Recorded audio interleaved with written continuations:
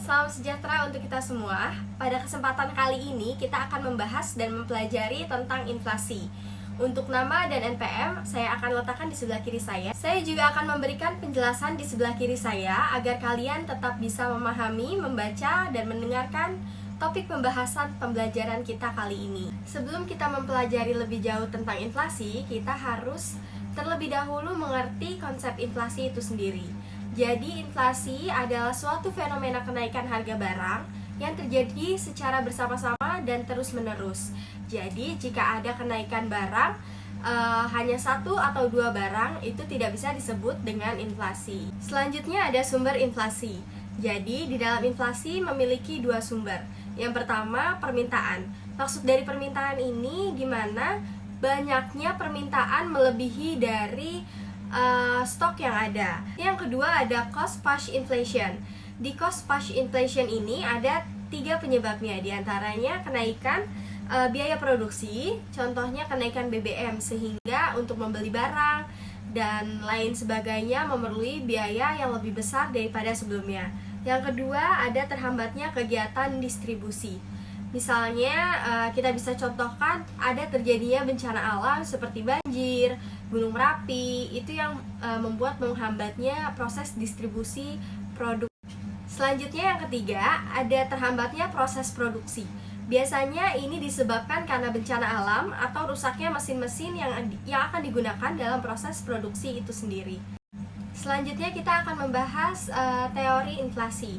Terdapat tiga teori inflasi. Yang pertama, kuantitas. Kuantitas itu banyaknya permintaan dibandingkan persediaan. Kemudian yang kedua ada keistimewaan. Biasanya ini terjadi karena manusia tidak pernah puas sehingga permintaan terus naik. Yang ketiga ada strukturalitas. Strukturalitas terjadi karena adanya kapasitas produksi yang terbatas dan import yang terbatas.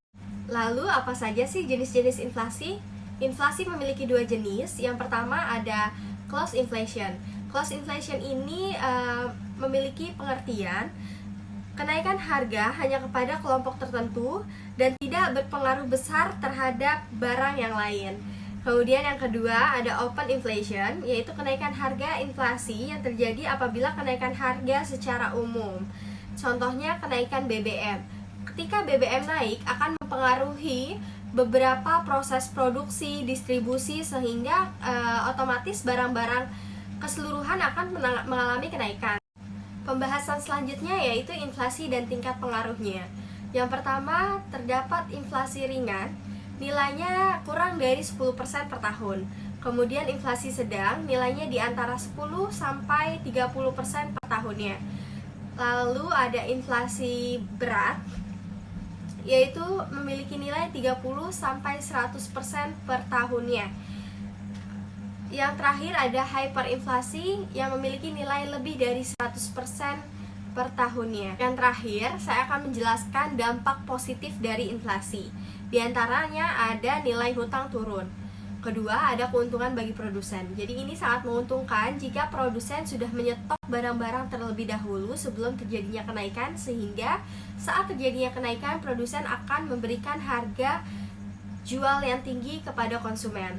Terakhir, yang ketiga, pertumbuhan ekonomi yang ringan. Selanjutnya ada dampak negatif dari inflasi. Yang pertama, masyarakat malas menabung. Kenapa malas menabung? Karena pengeluarannya lebih banyak dan jauh lebih mahal, sehingga pendapatannya mungkin tidak cukup untuk menabung.